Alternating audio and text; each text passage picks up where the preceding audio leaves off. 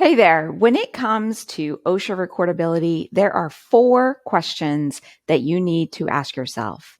1, is it work related? 2, is it a new case? 3, did they get treatment beyond first aid? And 4, does it limit their normal job functions?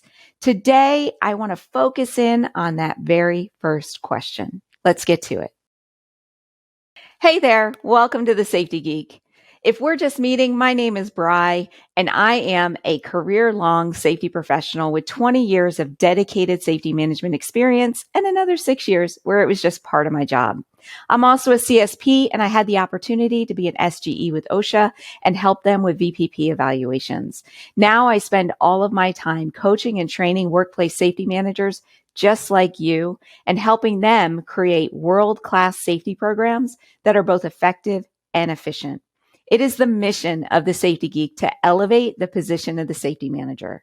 So if you want to move your career forward or improve your safety program, make sure you click that subscribe button and join the Safety Geek community. You can find a link in the description. Okay, so our topic today is about OSHA recordability. And instead of doing this in one big long video, I want to break it down into the different components.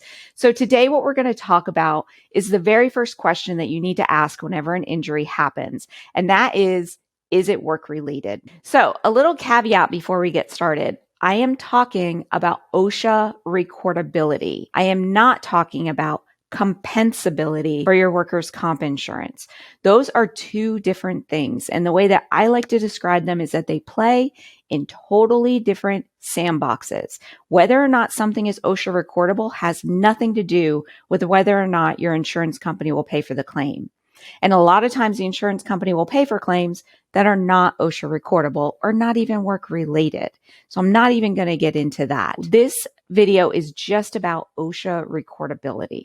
When an accident happens, you have to determine whether or not that accident is OSHA recordable. And this has to be done 7 days of the date of the accident because that's when it's required to be put onto your OSHA log. And the first question you need to ask yourself when you're making this determination is whether or not it is work related.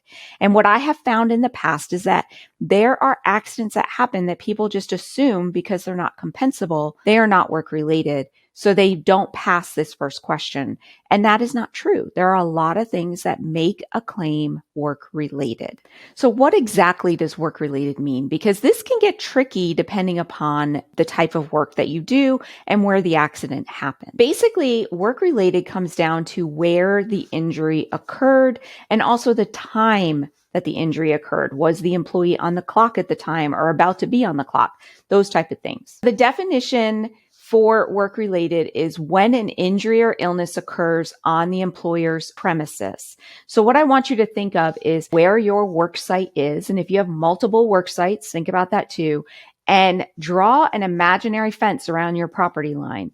And if the injury occurred within that fence line, it is likely work-related.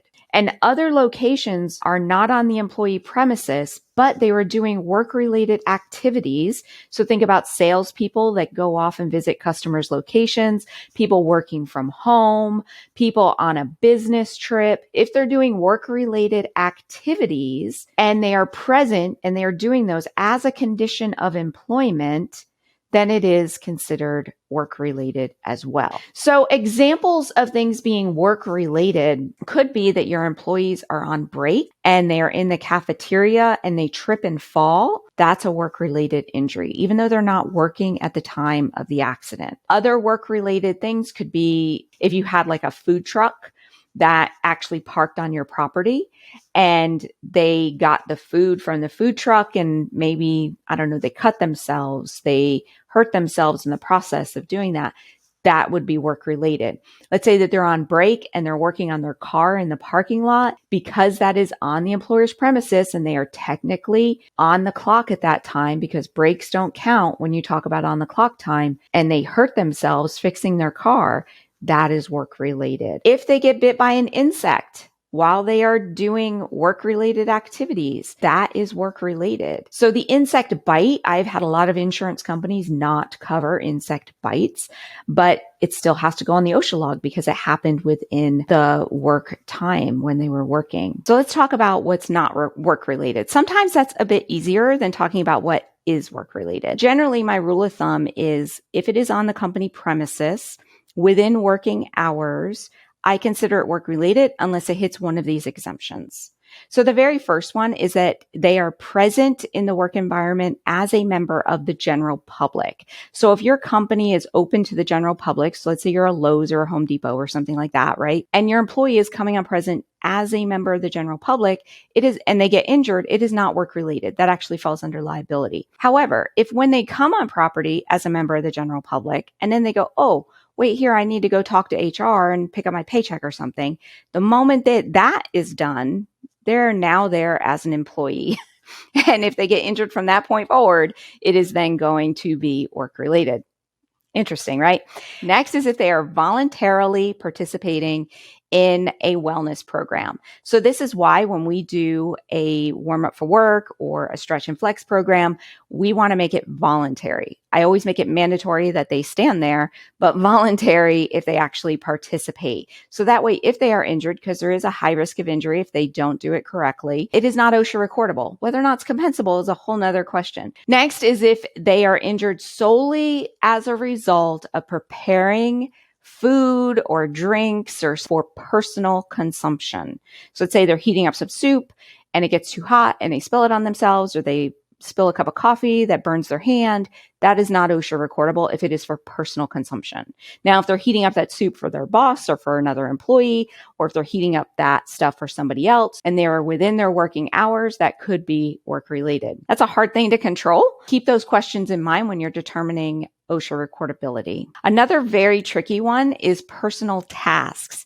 So if someone is doing a personal task that is unrelated to their employment, it is not considered work related. However, it has to be outside of normal working hours. So if they are basically like they work 8 to 5 and they're on break and they get injured, that is work related and has to be listed on your OSHA log. Examples of this could be that, let's say they go out to the car and they start working on the engine of their car and they cut their finger, or they're walking through the parking lot and they trip and fall and sprain an ankle, work related. The example OSHA uses in their letter of interpretation is somebody knitting and poking themselves with a knitting needle, which I think is crazy because that can't happen. And they said that if someone is knitting on their break and the knitting injures them, work related and has to be on the OSHA log. Craziness. I know. I will link to that in the description. Next is personal grooming, self-medication for a non-work related condition. So let's say someone is insulin dependent and they give themselves too much insulin that results in an injury or illness. That would not be work related. Motor vehicle accidents are not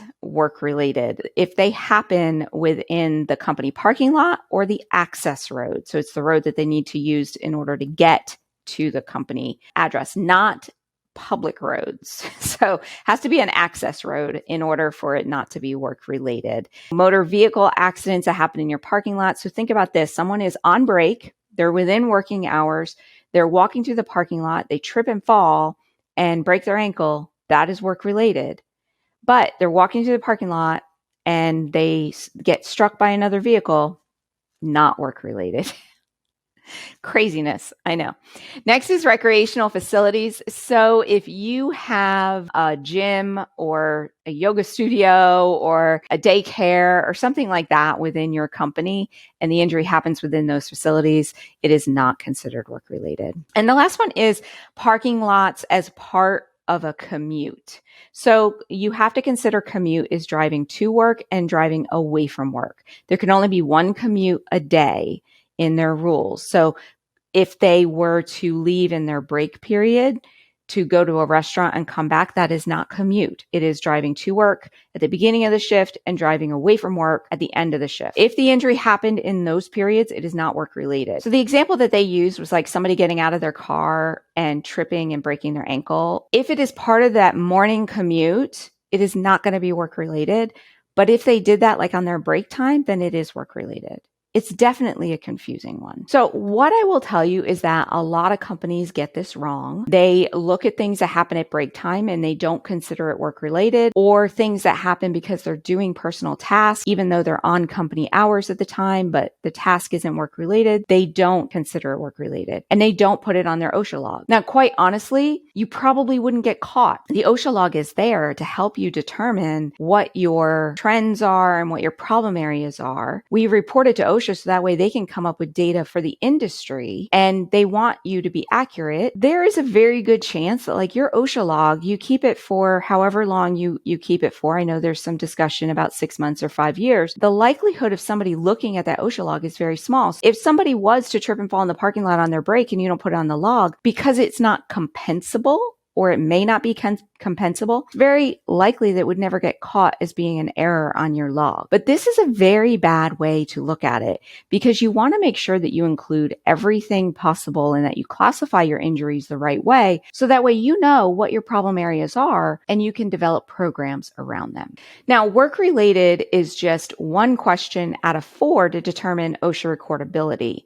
If this incident actually hits a yes on all the other 3, then that may trigger to you that you have a gap or that you have a hazard that you're not aware of or something that needs to be changed within your program. So don't look at these very questionable OSHA recordable incidents as outliers or like, oh, they don't matter because it was in the parking lot while he was fixing his car. How many people are going to do that? I would still dive deeper into every single one, especially if they meet all the other criteria, because then you can put controls in place to stop it from happening in the future. This is why we see rules that are out there like you're not permitted to work on your car in the parking lot. You're not permitted to use company tools outside of the company because somebody somewhere paid the price that made that policy go into place.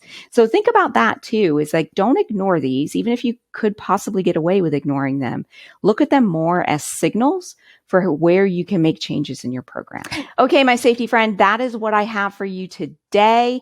I will have follow-up videos on the other 3 questions on OSHA recordability, and we will dive deeper into this subject. I will see you in the next one.